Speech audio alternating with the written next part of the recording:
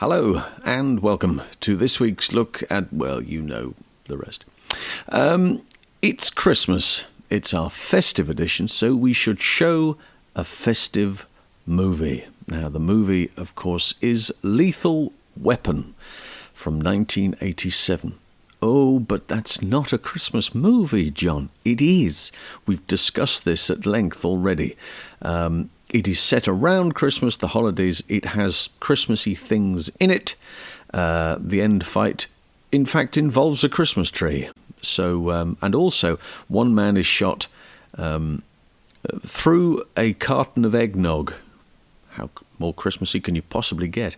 It's a classic buddy movie. And even though, from the credits, the stunt coordinator is down as Bobby Bass, we are going to look predominantly at the combination between Mick Rogers and Dar Robinson. In this particular instance, we're going to take a look at some of the sequences, try and break some of them down, and really have a look and see what the deal is, because it set the precedent for the rest of the series. And bear in mind, there's a number of people involved who, were going to be in this picture. Mel Gibson wasn't the first choice by any state of the imagination. And yet, the idea of anybody else in the picture apart from him and Danny Glover just seems ridiculous. But it works beautifully well.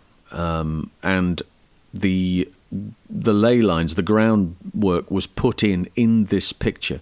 Dick Donner being in a situation as a director to really hone down and working in conjunction with Shane Black to try and get that script down and allow the movement to do what they need to do. From an action perspective, Mick, very, very solid. Had been doubling Mel for many, many years now. And back then, in those early days, was given an opportunity to do a little bit more. Mel was able to do quite a bit. He was also very, very good at picking up choreography. And the fight sequence that you'll see at the end is a great example of him understanding choreography, learning it, going through it, picking out the bits, and utilizing the stuff that he's really, really good at. And of course, Dar brought in for a couple of special sequences, the high fall, the two high falls in the picture. Well, three, I suppose. He does one of them. We'll pick that up later on. So let's take a look at the action and have a little celebration of Lethal Weapon. So let's take a look at the opening high fall from Lethal Weapon, 1987.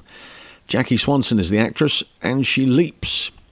Does a little. That's 30 feet. I mean, she's got a couple of falls, one in one direction. Then the second one is the landing, and here's the landing. And she goes backwards onto a painted tarpaulin, which is over the top of the airbag, the landing rig. Let's have a look in slow motion. She's falling backwards from the cherry picker, and she will. It's like a seat drop. She's not quite flat. But then they cut inside, and the final shot is of her sat in the roof of the vehicle. Admittedly, the landing from the leap into the tarpaulin and the final shot, they're not quite lined up. I'm not too fussed about it, to be honest, but it makes a very, very interesting idea about the work and how much work is necessary for CGI these days, because you don't need a great deal of it. Do you know what I mean? It's still very, very satisfactory. Here's the shot, just shows you where the body positioning is. It's slightly different, but it's not. It's a very, very clever little shot. This is the rooftop sequence. Do you really want to jump? Do you want to? Well, that's fine with me. So, at the top of the Mick Rogers doubling Mel, Dar Robinson doubling the other actor. They leap into the airbag. The idea that the actors would do it from about 30 feet up and jump into the airbag, they've done it a couple of times. You don't really see that unless it's for that shot of them climbing out of the airbag. This is a hell of an explosion. Look at the plane going in the background. There was issues with the aviation authority because they didn't tell them there was going to be an explosion. Look how close they are. There's a slight flash just before the rest of the building goes off. There. This is Mick Rogers and Geoffrey Brown walking towards the building. It's very reminiscent of that shot in Butch Cassidy and the Sundance Kid when the carriage explodes. It's a huge explosion, and it rocks them to their very core as they are covered in debris left, right and centre. But yeah, that's an enormous explosion, and they are right on top of that as it goes off. Riggs getting shot. This is quite interesting. The car slides in. There's a gunshot. Look at the height he gets. Now, as far as I'm concerned, I reckon he's on some sort of air ram, I reckon. Look at the height. So the car slides in, the shot goes off, and boom, up he goes into the air. So I imagine that he's standing on that and crashing through the window. It's very clever. The bus crash towards the back end of the chase sequence. The car comes out, boom, gets hit there by the bus, which is being driven by Mick Rogers. I think there's an air cannon in that, firing it up into the air and allowing it to roll about on the canvas. Here's the Dar Robinson moment in the picture, if you haven't already spotted him. He's up there in the rooftop of this warehouse. He moves into position. Riggs empties a magazine into him, and doom, the decelerator stops him right there, about 6 feet from the floor. His own invention with Kai Michelson. And this fist fight, again with the choreography, these boys worked it out to the last detail, and they put a lot of hard work into getting it right and getting those movements right. You do that on dry land, well, fair enough, but now you're having to do it at night, firstly, outside on location, and with rain machines coming down. There's a water hydrant in the street which has been hit. Of course, that's causing the water. There's the Christmas tree, just in case anybody was concerned. It's not a Christmas movie. It very clearly is. And there's an awful lot of time and effort gone into this, and it's difficult enough when you are dry. But when you are soaking wet because you've been out in that rain for so long and these punches are coming thick and fast, Mick Rogers remembers working with the pair of them and them putting a great deal of work into it themselves. The film, of course, is dedicated.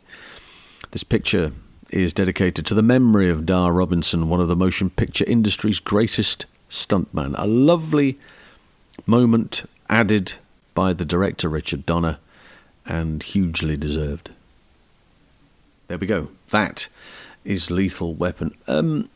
I really would like to say, Jackie Swanson, well done you, because that's a serious job. That really is. And I'm taking nothing away from Mel and the other actor who did the fall off the roof. They did 30 feet from a cherry picker into an airbag. But Jackie Swanson, as the actress playing the part of Hunsaker, that's no mean feat. And when you look at her go, she stands and she pushes. You know, she's not just dropping out of sight, she pushes. So she's got to get from point A to the bag. The rest of it is very clever editing. But that landing as well, a really clever concept of having a bit like a matte painting, only having it on canvas, which is over the airbag. And, all right, so it's just, I put that piece in because it was slightly out of shot.